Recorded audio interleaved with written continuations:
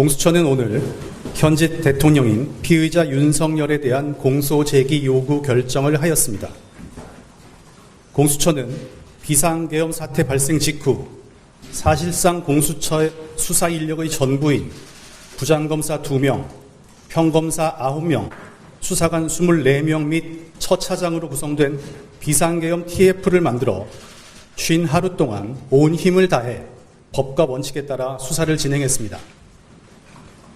공수처는 사안의 중요성과 엄중함, 그리고 국민의 알 권리 등을 고려하여 이번 비상계엄 사건에 대한 공수처의 주요 수사 경과와 결과를 국민 여러분들께 말씀드리는 자리를 가지게 되었습니다. 먼저 수사 경과입니다. 2024년 12월 3일 피의자의 비상계엄 선포 사건에 대해 공수처는 사안의 중대성 등을 고려하여 즉각적으로 비상계엄 TF를 조직하고 신속하게 수사에 착수하였습니다. 한편 해당 사건에 대해 검찰 및 국가수사본부도 수사를 개시함에 따라 공수처는 중복 수사를 방지하고 효율적인 수사를 위해 2024년 12월 8일 공수처법 제24조 1항에 근거하여 검경에 사건 이첩 요청권을 행사하였습니다. 이후 2024년 12월 11일 공수처, 경찰 국가수사본부, 국방부 조사본부가 함께하는 공조수사본부가 출범하게 되었습니다. 공수처는 국가수사본부로부터 비상계엄 관련 주요 피의자들의 내란 사건 등을 원활하게 이첩받게 되었고 12월 18일 검찰로부터도 사건을 이첩받게 되었습니다. 중복수사 논란을 정리하고 본격적으로 수사에 착수한 공수처는 12월 18일 문모 전 정보사령관을 체포하고 이틀 뒤인 12월 20일 구속영장을 발부받았습니다.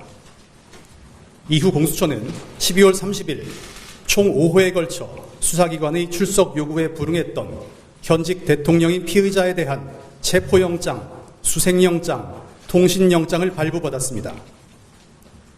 공수처의 2025년 1월 3일 1차 체포영장 집행은 경호처의 조직적 방해로 이루어지지 못했으나 같은 달 7일 피의자에 대한 2차 체포영장 및 수색영장을 발부받았고 공조수사본부를 통해 경호처의 체포영장 집행 방해 행위에 철저히 대비하여 같은 달 15일 10시 33분 체포영장을 집행함으로써 피의자의 신병을 확보하게 되었습니다. 공수처는 체포 당일 피의자를 공수처로 인치하여 약 10시간에 걸쳐 피의자 조사를 실시했습니다.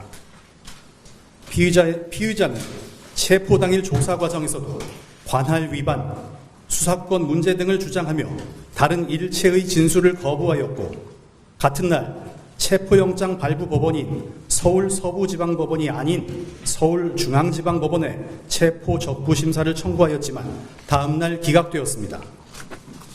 공수처는 1월 17일 범죄 사실 및 구속의 필요성을 상세히 소명하여 구속영장을 청구하였고 1월 19일 구속영장을 발부받았습니다.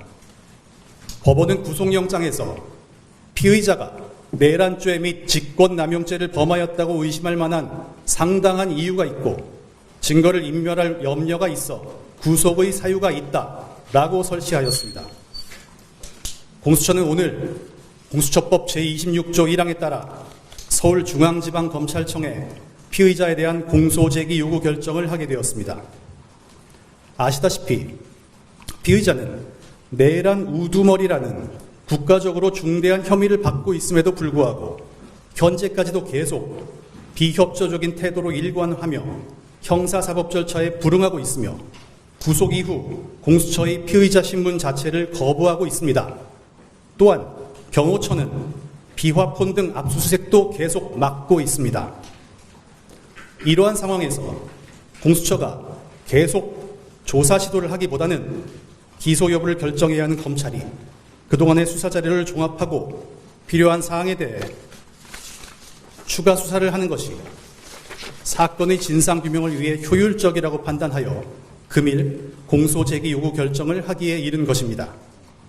공수처는 대통령에 대해서는 수사권만 있고 기소권이 없습니다. 그렇기 때문에 기소권이 있는 검찰에 공소제기 요구를 하면서 기록과 증거물을 송부하는 것입니다. 이어 이 사건 주요 수사 결과를 말씀드리겠습니다. 피의자의 죄명은 내란 우두머리 및 직권남용 권리행사 방해입니다.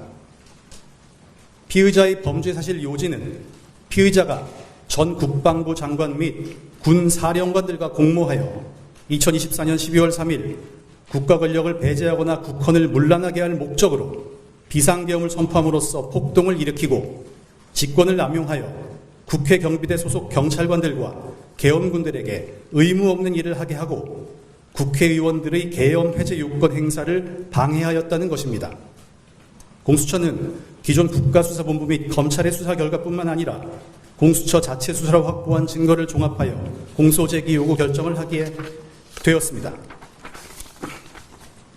공수처는 피의자가 비상계엄에 얼마의 병력 투입을 원했는지에 관한 진술, 비상계엄 해제 직후 국회의원 체포와 또 다른 비상계엄을 언급한 진술 등 여러 군 관계자들의 진술을 확보하였습니다.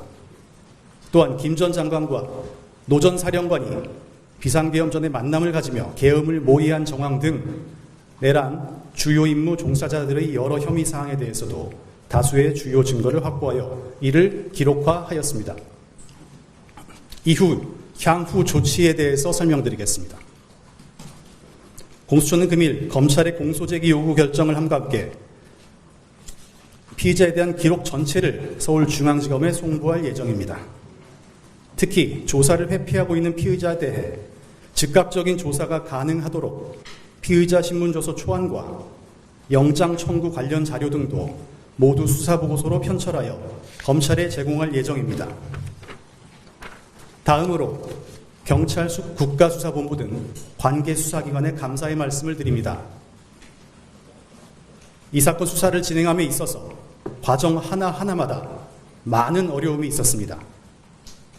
공조수사본부의 일원으로서 수사 인력을 파견 지원해 주신 국방부 조사본부와 경찰 국가수사본부 그리고 중요한 증거자료를 제공해 주신 검찰에도 감사의 말씀을 드립니다. 특히 국가수사본부는 수사 초기 단계부터 적극적으로 도움을 주셨을 뿐만 아니라 체포영장을 집행할 때 대규모 인력과 장비를 지원해 주셔서 법 집행 임무를 완수할 수 있었습니다. 다시 한번 깊은 감사의 말씀을 드립니다. 국민 여러분, 오늘 공수처는 피의자에 대한 공소 제기 요구 결정을 하였지만 아직도 공수처에는 이번 비상계엄과 관련된 다수의 피의자들과 관련자들 사건이 남아 있습니다. 공수처는 앞으로도 계속 대상자의 지위 고하를 막론하고 법과 원칙에 따라 책임 있는 수사 대상자는 모두 의법 조치될 수 있도록 관계기관과 긴밀히 협조하여 엄정하게 비상계엄 수사를 계속해 나가겠습니다. 감사합니다.